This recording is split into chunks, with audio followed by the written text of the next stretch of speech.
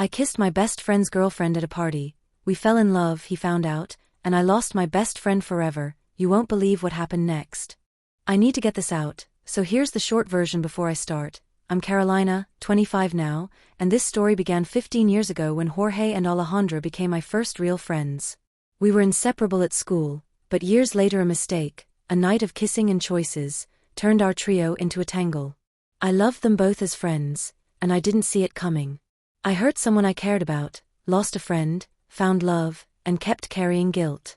This is the full story, messy and honest. The night I lost the easy comfort of 3 lifelong friends, everything still felt like a party, lights, laughter, and the naive confidence of youth, but by dawn I carried a secret that would split us apart. I'm telling you this because I need to explain how a single choice can rewrite the map of your life. I still remember the smell of the classroom when I first met them, dusty books, the sharp tang of chalk, and the warm hum of a fluorescent light that never seemed to turn off. Jorge and Alejandra walked in like they owned the room. They had that easy, practiced closeness that makes other people feel like guests in someone else's story. They smiled at me, included me, and in a few weeks I felt like I'd been part of their orbit for years. I was shy, and they'd been bold, but somehow we fit. I was the anchor to their storm, and they were the bright edges of everything new and loud. We were a strange, steady constellation through adolescence. Jorge with his confidence like armor, quick with a joke, a body that seemed built for sports, and a pride he wore almost like jewelry. Aleja, was meticulous in the way she moved, hair always arranged, a patience for makeup like a ritual, a laugh that could soften any angry teacher. I would watch them from inside my reserve, feeling that I balanced the pair. When they rushed ahead, I finished the sentence they forgot to say. When they argued, I smoothed the sharp corners. We shared lunches, secrets whispered in the back row, and small pacts about school dances and future plans. When we left school, life bent us into different directions. I accepted a scholarship abroad for medical school, and that place changed me in ways my teenage self couldn't have predicted. I learned to speak up in crowded rooms, to flirt with danger and possibility, to laugh loud enough to be heard in a new language. Jorge stayed in our city for civil engineering, and Alejandra went to study law in another town. We promised to stay close, and for a while we did. Birthday calls, late-night texts, the occasional reunion that felt like a band tuning itself before a show. Coming back felt like stepping onto a stage I'd once known by heart. They came to see me, we ate, we walked, we talked about the absurdities of adult life as if we were still kids trying on new names. They were excited, I had changed, and they were curious. The first night out after my return they wanted to test the new me, and so they dragged me to a party that tasted like nostalgia, cheap beer, a playlist stitched from the songs we used to argue about, and that sense of being young enough to make mistakes without cataloging the consequences. Aleja and I drifted together as the music throbbed. Maybe it was the way her hair caught the light or the way she smiled at me across a crowded room, but something loosened in me, a part I'd kept buttoned for years. We danced close until the noise became a soft mattress under our feet. Then suddenly, when the music dipped and the world narrowed, I kissed her. Not planned, not cinematic, but honest, a quick collision of two people who had always known each other's contours. She pushed me back for a breath, then leaned in and kissed me again. It wasn't a terrible secret in that room, it felt like a new color we'd both been too cautious to name. Morning was different. The light that spilled through the curtains felt thin and anxious. Aleja's eyes sought mine with a worry I couldn't read. She told me that she and Jorge had been together, that they'd been a couple in secret, planning a surprise for me. I felt the floor tilt under me. It was an elegant lie and an ugly truth tangled together. I had kissed my best friend's girlfriend, and worse, I'd kissed my best friend's partner while he thought we were safe. My chest tightened, and the party's laughter turned into a distant hum. The realization settled like cold rain. I didn't mean for it to be betrayal, I only wanted to feel alive in the moment. What followed wasn't a calculated betrayal so much as a series of lapses. Aleja and I tried to stop after that day, but sometimes the mind chooses ease, sometimes it chooses comfort. We told ourselves it wouldn't happen again, and then it did, twice, 3 times, in the warm, blurry corridor between drink and dusk. We became experts at small lies, a message deleted here, a call ignored there, excuses made for being late. It felt like wrapping a wound in bandages and pretending the bandage was the cure. Still, there were mornings where we'd lie awake and hold hands as if the world hadn't cracked. There were also moments where guilt sat heavy and we couldn't look at each other without seeing the shadow of what we'd done. The day Jorge found us is the day the map changed. I had convinced myself he rarely came home early, he worked long hours, had routines that kept him away. That afternoon, the apartment was warm with the smell of food we'd been cooking, the clatter of pans and the silliness of shared jokes. Then the door opened. We didn't hear him at first. The room held its breath, and then the air shifted. He stood in the doorway, Jorge in a plain t-shirt, and the look on his face didn't match any of the scripts I had rehearsed. It was quiet in the way a storm is quiet before it breaks. He looked at us and didn't shout, didn't immediately leave. He simply stared, an unreadable calm like a lake turned to glass. Then he turned and walked away. The absence he left felt like a physical thing we could step into and feel. No one spoke for a long time. Later we searched for him and found him at the small park we'd all visited as teenagers. He sat on a bench like someone rehearsing how to be alone in public. When we finally found him, it was worse than any argument I'd imagined. I had expected rage, tears, a denunciation, anything that would let the wound bleed clean. Instead, Jorge listened. We tried to explain and then abandoned the attempt when it became clear words were inadequate. When we finished, he stood up, looked at Aleja with a long final patience and said, "Don't ever speak to me again." He walked away without looking at me. He left the city. We learned through whispers and the awkwardness of mutual friends that he had moved, started over, and eventually found someone new. Aleja and I sat in the silence of our shared guilt and made a terrible agreement: we would be together, but never forget. We were lovers made from the ashes of a friendship, carrying a weight we couldn't set down. Even now, years later, the memory of Jorge's back as he left is the kind of image that returns without warning. It is a small, sharp photograph in my mind, the slope of his shoulders, the way his jaw held as if constructing a barrier against feeling. I think about how small decisions accumulate. A kiss at a party doesn't exist in a vacuum, it's connected to 100 tiny compromises we make to feel something, to avoid being quiet. Aleja and I were restless and reckless and human. We supported each other through the months that followed, studying, working, learning who we were together, but the ghost of what we'd done walked beside us. We'd apologize in hushed tones and then make plans that sounded like normal life: cook dinner, go to the cinema, talk about our day. We tried to be honest with each other about the guilt, but honesty didn't erase the damage. It became a rhythm: grief in the morning, tenderness in the afternoons, secrecy at night. We kept a paradoxical life that tasted sweet and bitter at once. At the hospital where I worked, the rhythm of life was mercilessly practical. Patients arrived with needs that required immediate attention, and there was no room for the luxury of my private drama. I scrubbed my hands, listened to monitors beep, and sometimes the sterile smell of antiseptic became a balm that drowned larger, thornier feelings. I found a strange solace in routine. It was the one place where I could trade confusion for procedure. Some days I would walk past the cafe where we used to meet, and the memory of a shared pastry would crash into me. I could almost hear Jorge's voice arguing playfully about a trivial point and Aleja's precise counterargument. The town had become a museum of our old selves. Sometimes people recognized me and asked about our trio in curious, friendly ways, and I had to invent a version of our past that felt less like a crime and more like a complicated truth. We tried couples counseling at one point, not to make ourselves saints, but to navigate the guilt that threaded through our conversations. The counselor would nod and ask questions that made me look at my patterns. "Why did you seek comfort in her?" she'd ask.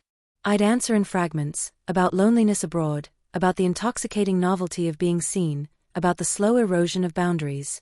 Therapy didn't absolve us, but it gave language to the thing that had kept being secret.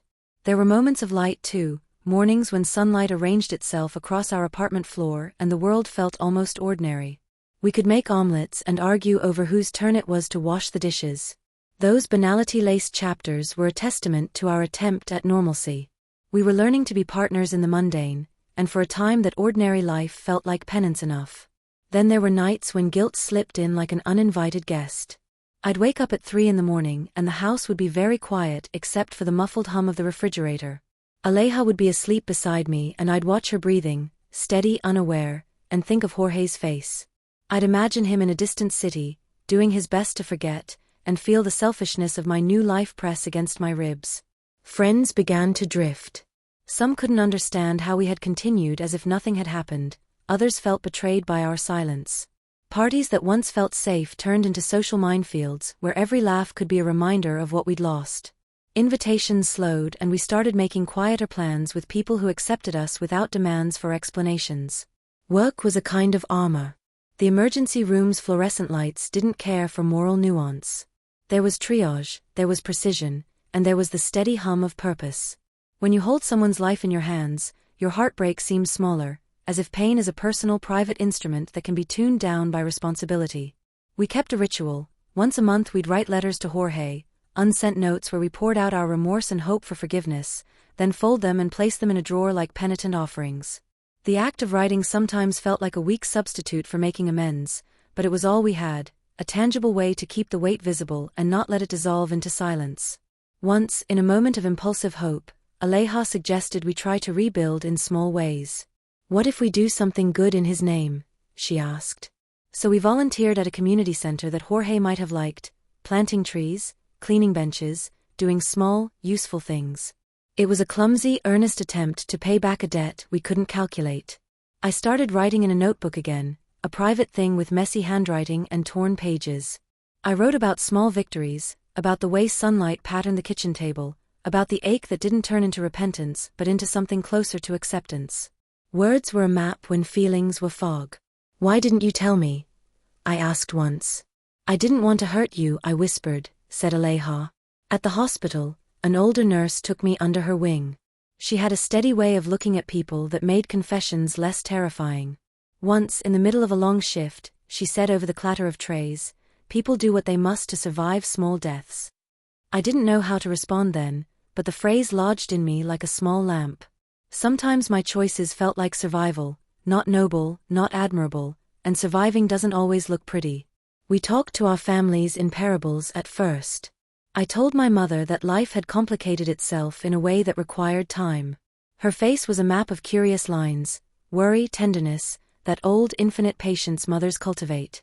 She didn't have a neat solution. She offered soup, silence, and the kind of presence that doesn't interrogate but holds.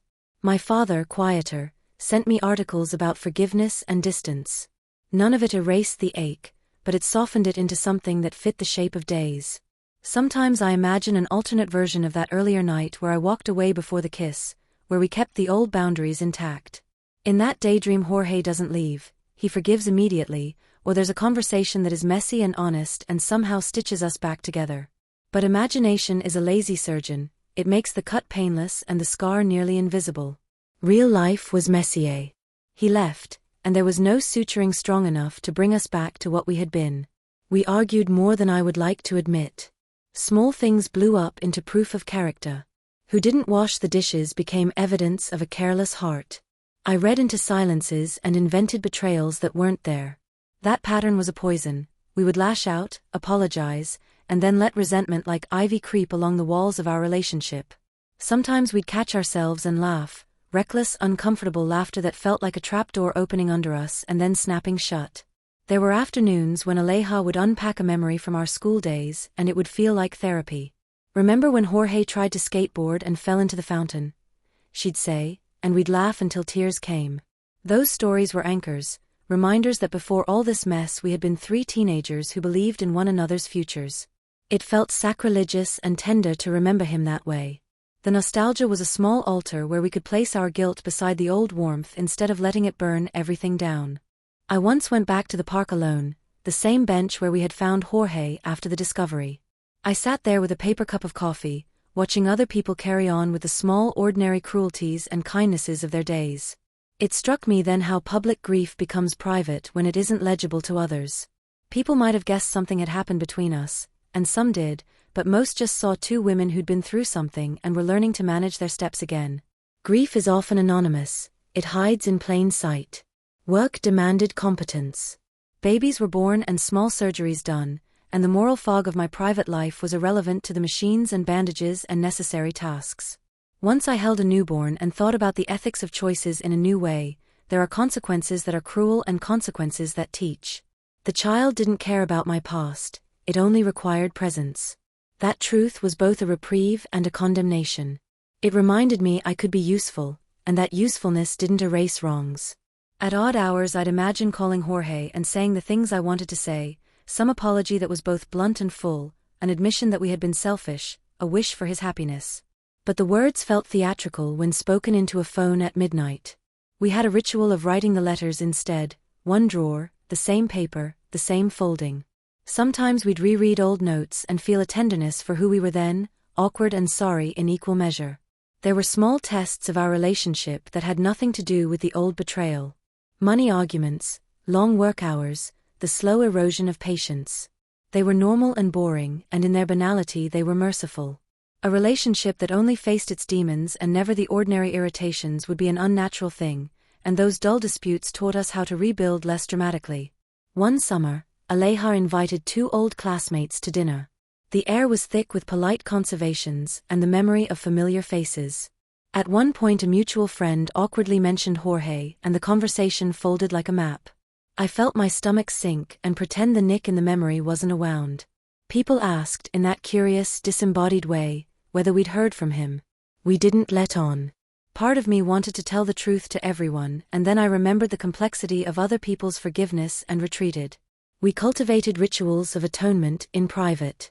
We'd pick up litter in places where he had once liked to walk, we would plant a small tree in a park where we'd often lingered late into the summer nights, and we would sometimes, silly as it sounds, memorize a poem we thought he'd appreciate. It was performative apology, perhaps, and at times it felt like trying to cover our guilt with good deeds. Other times it was sincere effort, a way to keep ourselves honest. During a particularly rough winter, I had a dream where Jorge and I were teenagers again, and the discovery never happened. In the dream, we argued about nothing but then sat down and ate chips on the living room floor, the way we used to. Then I woke up and felt the weight of what had been lost so sharply that I had to get out of bed and walk until my legs ached. Dreams skulked into the workday like uninvited visitors. I'd catch myself smiling at a memory and then frown, chastised by the reality that accompanies mistakes. The city changes around you and the map of your friendships is a shifting thing. New people arrive with new rhythms and sometimes the old hurt softens in the company of different light. Aleja and I made new friends, people who didn't carry the history like a visible scar. We found joy in surprising hours, in traveling to small towns on weekends for cheap hotels and bad breakfasts that tasted like freedom. Freedom, of course, carried its shadows, even the lightest laugh had a backbeat of memory. Once I met someone at work who asked me about love as if it were a textbook topic. She was curious and philosophical, and for a moment I explained my story with clinical distance, the sequence of events like a case file: student abroad, return, reunion, indiscretion, discovery, exile. When I finished, she said, "It sounds like love is messy," and I had to agree. There's no tidy taxonomy for how people hurt and are hurt, and sometimes the only honest response is to accept that life is a messy manuscript. Occasionally we'd run into mutual friends who tried to stitch us back into the social fabric with easy invitations. Holidays were the worst. Some of the rituals of community asked for explanations we weren't ready to give. I'd show up with a practiced smile and feed the conversation the palatable parts of our story. People are generous, but their generosity can be a kind of pressure. They want closure and an easy lesson. Real life rarely provides that. I remember once standing in a narrow kitchen making coffee, while Aleja read about a legal precedent on her laptop. It was a small scene of domesticity and felt like an illicit postcard of normalcy. In the years after, we learned to make a life that looked from the outside, like any others: rent payments, grocery lists, the small irritations of stacking dishes. That ordinariness felt like both mercy and punishment. Mercy because it diluted the intensity of memory, punishment because without constant reminders it would be possible to forget, and forgetting felt like a betrayal in itself. There were relationships we didn't dare pursue fully because of the guilt we carried. I dated briefly, and it was awkward in a way that revealed how much history can weigh down the present. People don't like to compete with ghosts, and the shape of my past was a looming, complicated presence that many weren't equipped to love around. Those attempts at moving forward taught me compassion for my own limits. You can't always expect yourself to be ready for a life you haven't yet allowed yourself to forgive. On certain bright afternoons we'd drive to the outskirts and pretend to be tourists in our own city, pointing at things like strangers and inventing histories for them. It was a game of making new memories as if they could overwrite old maps. We ate street food under umbrellas that smelled faintly of fried dough and spices, and for a little while, all the heaviness felt like a distant country we might someday visit but not live in. Sometimes the world reminded us gently that people change. I learned to be bolder in small ways. Aleja learned to laugh louder without scanning the room for disapproval. We both found work that demanded attention and grace. There were promotions and small accomplishments, things that reminded us that our past didn't have to be the only thing defining our futures. Success wasn't compensation, but it helped dilute the sting. On an afternoon with rain that made the windows look like shaken glass, we had a conversation that felt like turning a page. We talked about forgiveness not as an act to be performed but as a practice. Forgiveness isn't a donation you give someone else, Aleha said. It's a way to stop carrying a weight that crushes your own chest. I didn't know if I could forgive fully, but I knew that continuing to carry the weight was a slow violence. It was easier to say than to do, but the conversation was a start.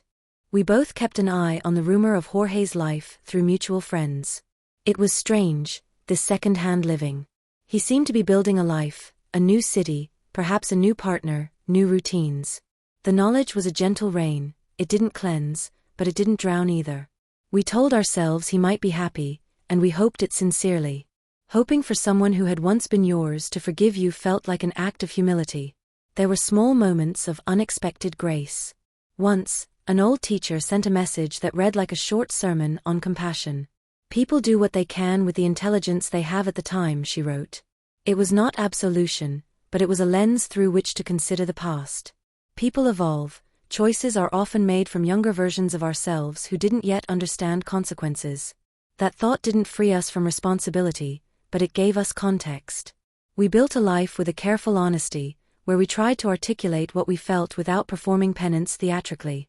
Sometimes the honesty led to tenderness, sometimes it led to rawness. But at least it was honest, and that felt like a necessary minimum. We learned boundaries and how to respect them, which is ironic given the way our story began. Once, years later, I stood before a room of students giving a talk about resilience. I talked about the necessity of learning from mistakes and the strange alchemy of turning guilt into action. You can be a person who fails and still become someone who cares, I told them. It felt strange to be preaching from a pulpit of my own failures, but maybe that was the point. Our mistakes can be teachers if we let them speak. We tried to imagine what would happen if we ran into Jorge by chance in a supermarket, the absurdity of orchestrated meetings in the cereal aisle, the awkwardness of asking after his life. I imagined a million scripts, none of which felt fully honest. Some days I wanted to find him and offer the unsent letters, to explain the texture of regret in more detail than a message could allow. Other days I thought it best to keep that silence. Perhaps silence can be its own apology when it's born from respect. There were small ceremonies we held for ourselves. An evening each month where we would light a candle and speak the names of people we loved and hurt. It was a clumsy, sincere ritual, not religious, but a practice of accountability. We did not pretend that ritual would repair everything. We did it because we needed to remember who had been wounded and why. I learned to speak less reflexively and to listen more. Listening is underrated, and in the years after the betrayal it became one of the ways we practiced being humane. Listening to Aleha, to friends, to ourselves, allowed us to reconstruct the scaffolding of our lives. It didn't smooth everything, but it made space for patching. Sometimes the guilt came in small waves that surprised me, the smell of a certain perfume, a song on the radio, a particular streetlight at dusk. Other times it was more like a steady pressure. The important thing was that the pressure became a signal to act, to reach out, to volunteer, to write the letters we never sent and then tuck them away, to plant a tree in a place that smelled like where we'd once laughed. Those acts were not restitution in any mathematical sense, but they were ways of keeping ourselves honest. Even with time, the ache of the loss of Jorge's friendship is a chord that resonates. There are days when it hurts like an open cut and days when it's a dull thrum. We have learned to live around the shape of that absence, not to ignore it but to move with it. It is part of us now, an archaeological layer of who we became after the fracture. Sometimes I think about the idea of confession and whether it's always healing. There are moments when confession feels like an attempt to unburden the confessor rather than to repair harm. We tried to center the possibility of repair in our actions, not just our words. Still, words have weight, and the unsent letters live in a drawer as a testament to this belief. There were times I wanted theater, a grand moment of facing Jorge, a cinematic reconciliation where everything is revealed and then forgiven. Real life doesn't usually give you such neat endings. What it gives you is small reclaimed hours, the chance to be better in the next minute, the next day. That is harder, but it is more honest. We have stayed together for years now. Our relationship isn't a monument to triumph, it's a daily practice of choosing each other despite history. We live with the knowledge that we owe someone a kind of repair we may never fully afford. We hope he is happy, we hope he forgives in his own time. We try to be the kind of people we would have respected when we were younger. Sometimes the city gives you bizarre reminders. I saw a mural the other day that captured 3 figures walking in light, strangers probably, but my mind tagged them with old names. I felt a strange tenderness walking by, as if offering a small benediction to a past self. Living is like that, moments of recognition that feel like tiny absolutions. There are days of quiet contentment that surprise me. I can make coffee and read the morning news and plan the week without the past collapsing in on me. Those ordinary scenes are important. They show that time, effort, and a willingness to learn can reshape what we carry. It doesn't free us from responsibility, but it teaches us how to live with it. On certain nights when the city is quiet and the world seems to tilt toward honesty, Aleja and I will speak about forgiveness as if it were a landscape. We can't expect him to forgive us, she says, but we can be people who deserve something like forgiveness from themselves. That is the closest thing to a moral project we've taken on, being people who can face themselves in the mirror. Sometimes I wonder if Jorge ever thinks about us. Maybe he does. Maybe he doesn't. Whatever the truth, hoping for his peace is something I practice like a small private ritual. I want him to be well, to be loved in a way that doesn't echo the past. I want him to thrive. Wanting that for him is the longest, quietest part of my apology. We are learning to live with nuance. Life rarely offers simple narratives of villains and heroes. We are messy mixtures of impulse, tenderness, and ignorance. I own my part of it, and I try, perhaps imperfectly, to be better each year. Love is complicated, loyalty is complicated, the borders between them are often porous. If someone asks now, I tell the story with fewer details but with the same heart. I tell it as a tale of how consequences travel far from the moment of choice, and how the only workable response is sustained attention to the harm you've caused. I tell it because I think someone else might learn from the way we navigated our remorse. Sometimes I think about the young girls we were, the 3 of us in a classroom with dreams like paper planes. I wish I could give them back their naive certainty, but of course I can't. What I can do is carry forward the lessons, that honesty matters, that choices have ripples, that forgiveness is a process, not an edict. There are still nights when I wake from a dream and feel that small cold cleavage of regret. When it happens I breathe, put my feet on the floor, and do something small and constructive, water a plant, make a cup of tea, call a friend who needs listening.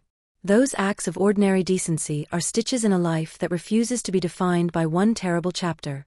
We have made new friends who don't know our history, and that is a kind of blessing.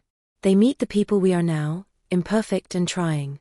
I treasure them because they teach me that the future can be different even if the past remains fixed. Sometimes I write letters to myself in that battered notebook, admitting things I wouldn't unlock in conversation. I write about longing, about shame, about small mercies. I write to remember that feeling and to witness how I've changed. The act of writing is an old friend, a way to measure the distance traveled. There are days when I think forgiveness is possible in the small ways, a kind thought for someone you hurt, a secret wish for their peace, a life lived with more care.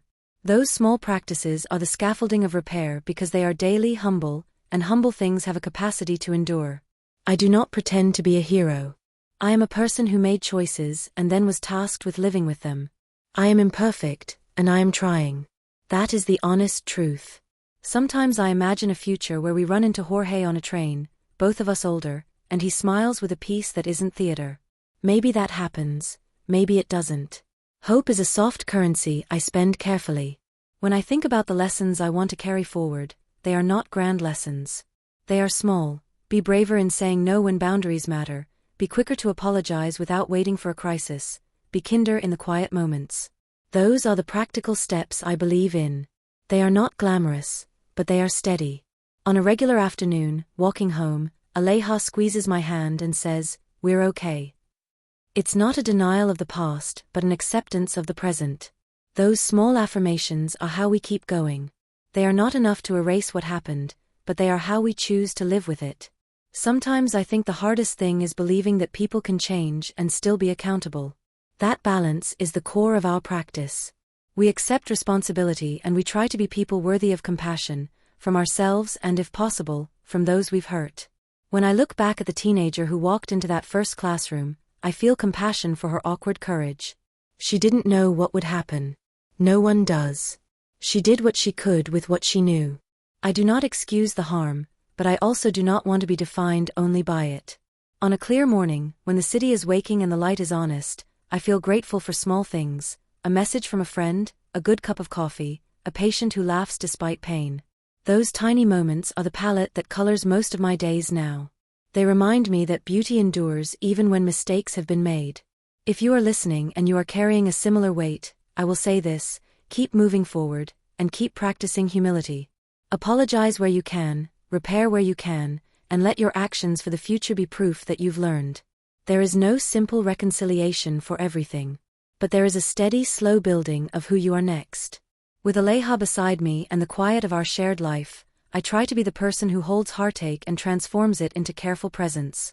It isn't dramatic or cinematic, but it is real. We have a drawer with unsent letters, a little ritual of planting trees, and a practice of small acts.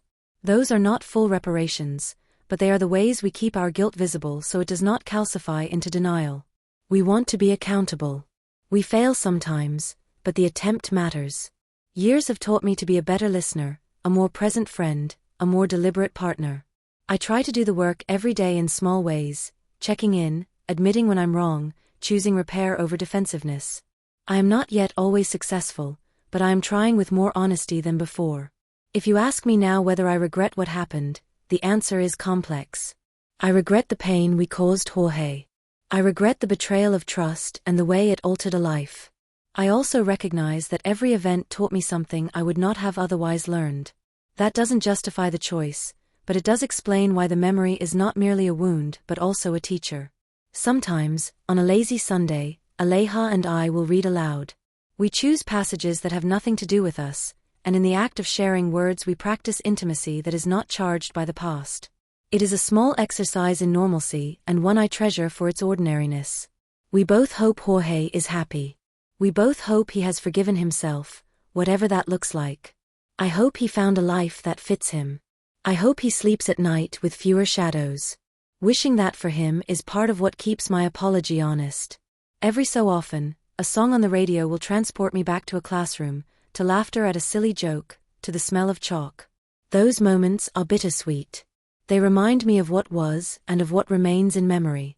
There are simple things I do now to honor the lessons. I volunteer when I can, I teach with patience, I show up for friends who are grieving.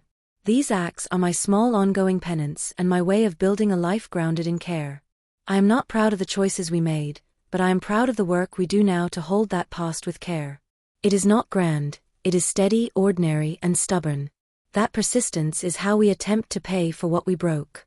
Sometimes I write to Jorge in my head, telling him the nightly news of my life, small victories, the weather, how I watered a plant that refused to die.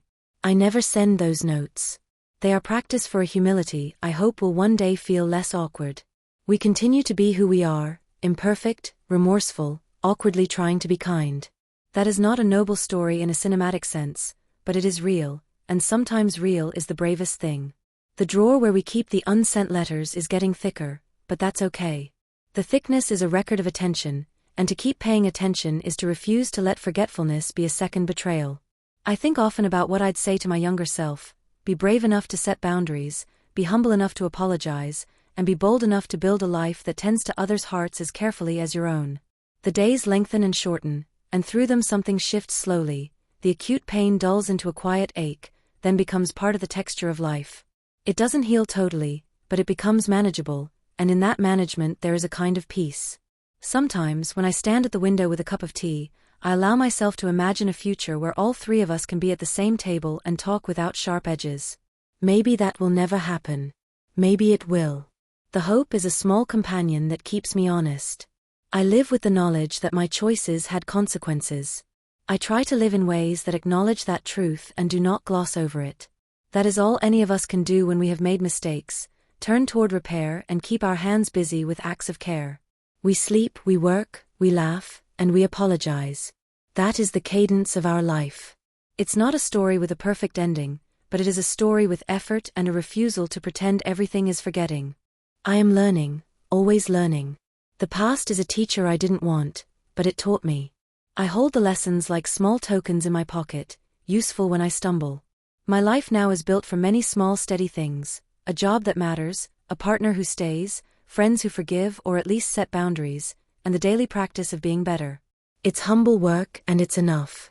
Sometimes I think I see Jorge in a crowd and my heart misfires. I look away, and the moment passes. Other times I think of him with genuine warmth, an old friend whose story crossed mine in a way that changed us all. That ambivalence is part of living. We make plans for the future that do not ignore the past. We don't pretend it didn't happen. We remember and we choose differently repeatedly, until choosing differently becomes the default. If there is a moral to this, perhaps it's that life is complicated and that the best we can offer is continuous effort. We cannot erase what happened, but we can cultivate a present that is kinder, more deliberate, and more attentive. I keep a list in the notebook of small things to do when the weight of regret presses down: call a friend, plant a seed, volunteer, write a note. These acts are small interventions, but they matter. They are what help me keep going. I don't know what the future holds. I know only that I will keep trying, to be honest, to be accountable, and to be present. Those are the commitments I make each morning when I decide to be better than yesterday. Sometimes the city offers surprising mercy. A stranger's kindness, an unremarkable afternoon, a letter from an old teacher. These are the small mercies that help, day by day, to soften the edges of what we cannot undo. We live with the memory, but we also live with the capacity to choose the shape of the next hour.